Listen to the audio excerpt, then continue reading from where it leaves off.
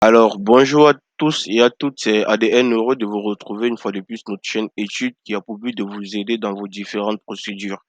La vidéo d'aujourd'hui portera sur comment remplir sa demande de visa pour le Portugal en ligne parce qu'il y a plusieurs personnes qui ont des problèmes avec cela parce que c'est en anglais. Du coup, j'ai décidé de faire deux vidéos pour vous expliquer pas à pas comment remplir le formulaire. Donc, si tu es nouveau à ma chaîne, je t'invite à t'abonner, à partager, à activer la cloche de notification afin de ne rater aucune vidéo comme celle-ci parce que, comme vous le savez, je poste des vidéos constamment sur cette chaîne en fonction des informations qui me parviennent et en fonction de mes recherches personnelles. Et je tiens aussi à rappeler que il y a certaines personnes qui viennent me dire que je m'approprie de leur concept. Les informations sont gratuite et disponible en ligne pour tous. Donc, arrêtez de dire que c'est votre concept parce que vous ne travaillez dans aucune société ou bien dans aucune ambassade qui vous a demandé de faire cela. Donc, chacun fait ses vidéos et explique à sa façon. J'espère que c'est clair pour tout le monde maintenant. Alors, sans plus tarder, je t'invite à regarder la vidéo jusqu'à la fin et on va commencer. Je vous rappelle que je vais mettre une série de deux vidéos comme celle-ci. Si vous vous souvenez, la fois dernière, je me suis arrêté ici. Donc, pour tous ceux qui n'ont pas regardé les deux premières vidéos, je vous invite à aller regarder pour être à la ligne et suivre la procédure pas à pas avec moi. Je me suis arrêté ici la dernière fois. On a vu comment télécharger le document pour remplir la demande de visa ou comment remplir en ligne directement. Donc, ce qui m'intéresse aujourd'hui, c'est comment remplir en ligne. Et on va le faire pas à pas. Remplir en ligne ici. Donc, tu cliques ici.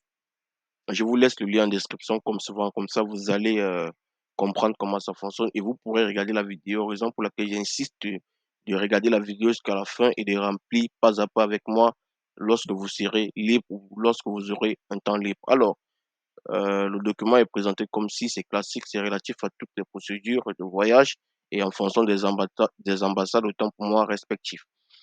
Le premier carreau à gauche que vous voyez, ça s'appelle stamp. C'est le timbre, c'est où vous allez mettre votre timbre et ici vous allez mettre votre photo. On a Schengen Visa Application. En un, nous avons surname, family name. Surname, c'est votre nom de famille. Moi, par exemple, je vais mettre le roi comme nom de famille, mais vous, vous allez mettre vos noms comme mentionné dans votre acte de naissance ou votre passeport. Deux, surname, c'est votre prénom. Je vais mettre Julien. First name, given name, c'est un deuxième prénom que vous avez. Si vous avez deux prénoms, trois prénoms, vous devez mettre là.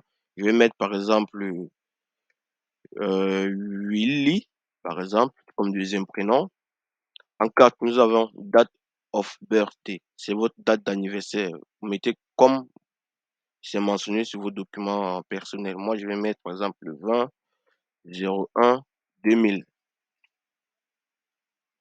Place of birthday, c'est là où vous êtes né, votre ville où vous êtes né, ou le village où vous êtes né, ou la province où vous êtes né. Moi, je vais mettre par exemple Yaoundé, et le pays où vous êtes né, je vais mettre Cameroun. Current nationality, c'est votre nationalité que vous avez bien sûr camerounaise, camerounaise.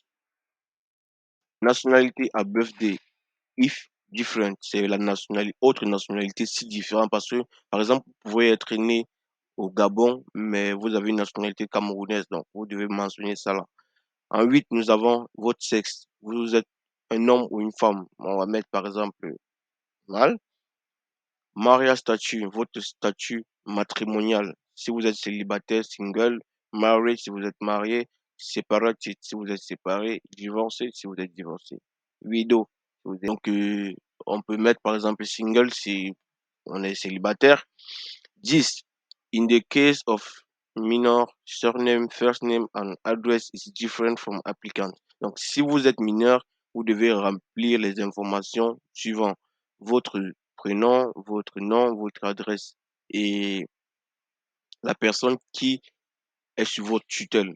Voilà, c'est pour les mineurs. Mais si vous n'êtes pas mineur, vous pouvez rien mettre sur cette case. Donc moi, je vais rien mettre sur cette case parce que je prends le cas où la personne n'est pas mineure. En 11, nous avons National Identity Number. C'est votre numéro de carte nationale d'identité. Vous pouvez mettre numéro de votre carte nationale d'identité que vous avez en fonction de votre pays. J'ai mis un numéro au hasard pour vous montrer comment ça se passe.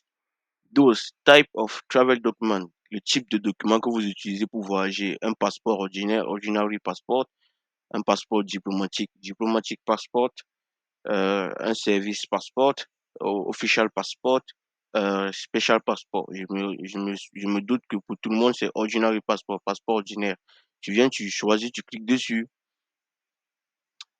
Ensuite, tu arrives là, other travel document. Si tu as un autre type de document de voyage avec lequel tu veux voyager, par exemple un passeport talent, tu peux mettre là. Mais si tu n'en as pas, tu ne mets rien. Non, on va rien mettre là.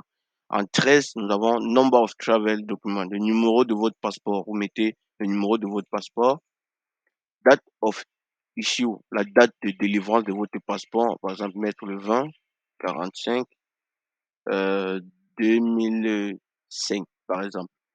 Valid until, la date de validité de votre passeport, la date à laquelle votre passeport doit être valide, quoi. Donc, voilà, on va mettre par exemple un numéro, voilà. Donc, vous brisez par exemple la date qu'on a délivré votre passeport, la date de fin de validité de votre passeport. Donc, c'est ce que vous devez mettre là. Donc, généralement, sur les passeports, c'est spécifié. La date à laquelle votre passeport commence à être valide et la date où elle va s'arrêter. C'est simple.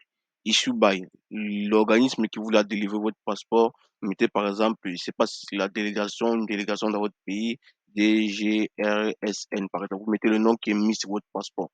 Alors, application home address, votre adresse dans votre pays. Vous pouvez mettre par exemple rue Duchamp. Vous mettez votre adresse dans la ville où vous êtes actuellement. Votre adresse mail, vous mettez par exemple arobase gmail.com. Téléphone number, vous mettez votre numéro de téléphone 06 20, un numéro un peu bizarre, mais vous mettez vos numéros à vous.